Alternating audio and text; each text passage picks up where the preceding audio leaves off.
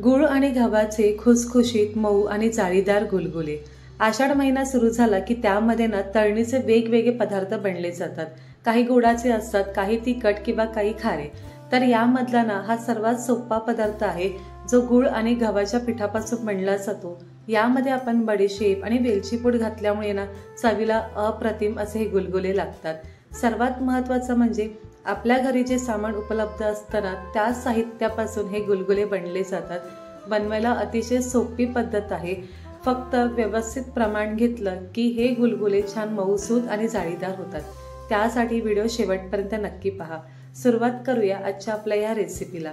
नमस्कार मंडळी, मी वैशाली तुम्हा सर्वांचं आपल्या माऊलीज किचनमध्ये अगदी मनापासून स्वागत करते। गुलगुले बनवण्यासाठी कोणतीही एखादी वाटी किंवा एखादा कप घेऊ शकतात आणि त्याच कपने तुम्हाला सर्व साहित्य हे मोजून घ्यायचं आहे, जेणेकरून आपले जे गुलगुले आहेत ते अजिबात चुकत नाही, छान मऊसूत आणि जाळीदार होतात। तर इथे मी मेजरिंग कपचा वापर करत आहे।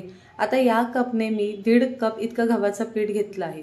पीठ घेताना नेहमी ते चाळून घ्यायचं। भरताना अगदी हलक्या हाताने भरायचं, खूप जास्त दाबून भरायचं नाही। कपमध्ये जितकं गव्हाचं पीठ येईल तितकंच आपल्याला घ्यायचं आहे। इथे बरोबर 1.5 कप गव्हाचं पीठ घेतलं आहे। आता आपण हे पीठ बाजूला ठेवून देऊ आणि सर्वात अगोदर गुळाचं पाणी करून घेऊया। तर इथे मी एका भांड्यामध्ये ज्या कपने आपण गव्हाचं पीठ घेतलं होतं त्याच कपने सुरुवातीला फक्त अर्धा कप मी पाणी घेणार आहे आणि अर्धा कप पाण्यापासून आपण गुळाचं पाणी करणार आहोत। पुढे आपल्याला आणखीन पाणी लागणार, पण ते मी तुम्हाला नंतर सांगेल की मी अजून किती पाणी घेतलं। तर इथे मी अर्धा जो कप पाणी घेतलं आहे हे गरम करून घेणार आहे। ते यासाठी जेणेकरून आपण यामध्ये गूळ घातला की तो अगदी 2 ते 3 मिनिटांमध्ये विरघळला जातो। जर तुम्ही थंड पाणी घेतलं तर गूळ विरघळण्यासाठी खूप जास्त वेळ लागतो। इथे मी गूळ अगदी बारीक असा चिरून घेतला आहे, म्हणजे तो पटकन विरघळला जाईल। तर आपल्याला गूळ बरोबर पाऊण कप घ्यायचा आहे। पाऊण कप गूळ अगदी योग्य प्रमाण आहे। तुम्हाला जर खूप जास्त गोड आवडत असेल मग त्यावेळेस तुम्ही 1 कप घेऊ शकतात, पण पाऊण कप गूळ अगदी परफेक्ट प्रमाण आहे। इथे पाणी छान गरम झालं आहे, फक्त मिनिटभर गरम करून घेतलं। यामध्ये आपण हा गूळ घालायचा आणि हा व्यवस्थित विरघळून घ्यायचा। 2-3 मिनिटांमध्ये गूळ अगदी छान विरघळला जातो आणि आपली जी प्रोसेस आहे ती पटपट होते। थंड पाण्यामध्ये गूळ घातला तर तो विरघळायला खूप जास्त वेळ लागतो। तर इथे तुम्ही आता पाहू शकतात की आपलं हे गुळाचं पाणी छान तयार झालं आहे। गूळ व्यवस्थित विरघळला आहे। आता आपण काय करणार आहोत ते पुढे पाहून घेऊ। इथे मी 1 चमचा बडीशेप घेतली आहे। आता खलबत्त्यामध्ये बडीशेप घालून आपल्याला ती थोडी जाडसर कुटून घ्यायची आहे। याची पावडर अजिबात करू नका, थोडीशी जाडसरच ठेवा। गुलगुल्यामध्ये बडीशेप आवर्जून घाला, कारण त्यामुळे त्याला खूप छान चव येते। तर इथे तुम्ही पाहू शकतात आता आपली जी बडीशेप आहे ती जाडसर अशी मी इथे कुटून घेतली आहे। खूप जास्त पावडर करायची नाही। आता पिठामध्ये आपण जी बडीशेप आहे ती घालून घेऊ। त्यानंतर यामध्ये आपल्याला अर्धा चमचा वेलची पूड घालायचं आहे, यामुळे सुद्धा खूप छान चव येते। त्यानंतर इथे मी घालणार आहे 2 चिमूटभर मीठ, कारण गोडाचा पदार्थ आहे, यामध्ये चिमूटभर मीठ घातलं की त्याला चव छान येते। आता यामध्ये आपण घालणार आहोत सोडा। तर पाव चमच्यापेक्षा थोडा जास्त आणि अर्धा चमच्यापेक्षा थोडा कमी इतका मी यामध्ये सोडा घातल्याने गुलगुले जाळीदार होतात आणि अगदी हलके फुलके होतात। सर्व छान आता आपण हे मिक्स करून घ्यायचं। त्यानंतर आपण यामध्ये गुळाचं पाणी घालणार आहोत। तर इथे गुळाचं पाणी घालताना ते कधीही आपण गाळून घ्यायचं, कारण गुळामध्ये बारीक सारीक कधी खडे असतात किंवा काही कचरा असेल तर तो निघून जातो। तर इथे जे आपण अर्धा कप पाणी केलं होतं ते सर्व पाणी यामध्ये मी घालणार आहे आणि चमच्याने व्यवस्थित मिक्स करायचं। खरं तर हे पीठ भिजवताना तुम्ही हाताने जितकं चांगलं मिक्स कराल तितकं ते छान एकजीव होतं आणि त्या सर्व गुठळ्या अगदी मोडून जातात। त्यामुळे चमच्यापेक्षा हातानेच आपण हे पीठ छान भिजवून घेऊ शकतो। तर इथे जे गुळाचं पाणी होतं ते सर्व मी यामध्ये घालणार आहे आणि सर्व छान आता मिक्स करून घेणार आहे। अर्धा कप गूळ पाणी घातल्यानंतर इथे पाहू शकतात की आपल्याला अजून यामध्ये पाणी लागणार आहे। सुरुवातीलाच मी खूप जास्त गुळाचं पाणी केलं नाही, कारण सुरुवातीला फक्त आपण अर्धा कपच गूळ पाणी करून घेतलं होतं। आता इथून पुढे आपण जे पाणी घेणार आहोत ते साधं पाणी घेणार आहोत। तर ज्या कपने आपण पीठ घेतलं होतं त्याच कपने इथे मी अर्धा कप पाणी घेत आहे आणि साधं पाणी घेतलं आहे। हे पाणी घालताना आता थोडं थोडं पाणी घालायचं आणि पीठ छान भिजवून घ्यायचं। पाण्याचं प्रमाण हे आपल्या पिठाच्या क्वालिटीवर डिपेंड आहे। कधी पीठ खूप जाड दळतात किंवा कधी बारीक दळलेलं असतं, तर तितकं आपल्याला पाणी लागतं। तर इथे पाहू शकतात की आता आपलं जे पीठ आहे हे व्यवस्थित भिजवून घेतलं आहे। आपण जेव्हा उडदाचे भाजी बनवतो ना त्याला कसं बॅटर असतं अगदी तसं बॅटर आपल्याला इथे करायचं आहे।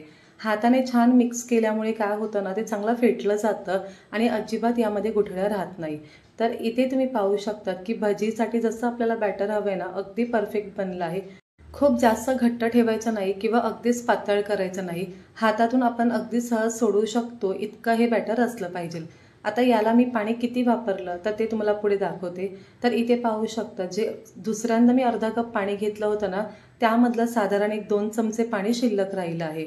तर इथे जवळजवळ मला 1 कप पाणी लागलं आहे। तर आपण 1.5 कप गव्हाचं पीठ घेतलं होतं त्यासाठी मला 1 कप मधलं अगदी थोडंसं पाणी इथे उरलं आहे। सुरुवातीला आपण अर्धा कप गुळाचं पाणी केलं होतं आणि नंतर मी अर्धा कप पाणी पीठ भिजवण्यासाठी पुन्हा वापरलं होतं। तर इथे आपलं पीठ तयार झालं आहे। चला आता आपण याचे भजी बनवायला सुरुवात करूया। इथे तेल चांगलं तापलं आहे की नाही हे पाहून घेऊ। यामध्ये थोडासा पिठाचा गोळा सोडायचा, तो असा छान पटकन वर आला आणि त्याला बुडबुडे आले म्हणजे तेल आपलं चांगलं गरम झालं आहे। खूप जास्त कडकडीत गरम करू नका, नाहीतर गुलगुले काय होतील वरून ते अगदी जास्त भाजले जातील आणि आतमध्ये पीठ टचच राहील किंवा ते कच्चे राहतील। तर हे जे गव्हाचं पीठ आहे ना हे थोडं चिकट असतं, त्यामुळे सोडताना ना हाताला थोडंसं पाणी लावायचं आणि त्यानंतर सोडायचं।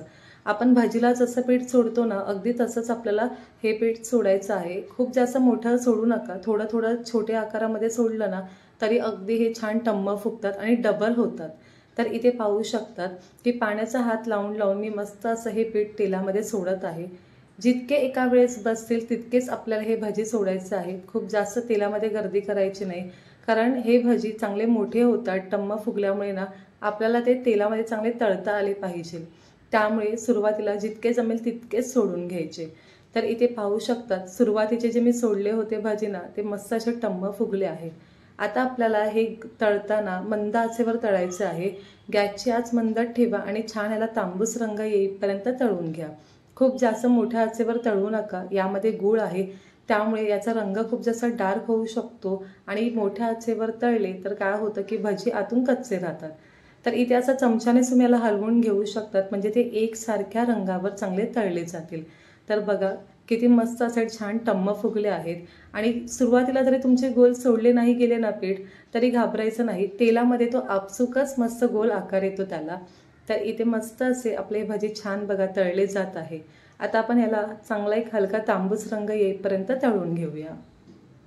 तर इथे मंद आचेवर आपले गुलगुले मस्त एका रंगावर छान तळले गेले आहेत। आता आपण हे काढून घेऊ, कारण अजून आपण हे तळले तर याचा रंग डार्क होईल आणि आता आपण काढल्यानंतर सुद्धा ना याची तळण्याची प्रोसेस चालू असते, त्यामुळे त्याचा रंग अजून थोडासा डार्क होतो।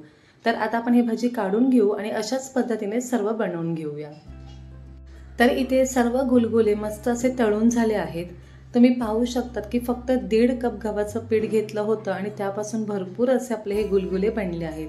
छान मऊसूत आपले हे गुलगुले बनले आहेत, वरून चांगले खुसखुशीत होतात आणि आतून मस्त मऊसूत असतात। तर इथे हे गुलगुले अगदी छान जाळीदार बनले आहेत, त्यामुळे अशा पद्धतीने तुम्ही सुद्धा गुलगुले नक्की करा। तर आषाढ महिन्यामध्ये काही तळायचं असेल तर अगदी सोपी रेसिपी आहे। तर हे गुलगुले तुम्हाला कसे वाटले मला खाली कमेंटमध्ये नक्की सांगा। पुन्हा भेटूया अशा छानशा आणि नवीन रेसिपी सोबत। तोपर्यंत स्वादिष्ट खा आणि आस्वाद मिळवा।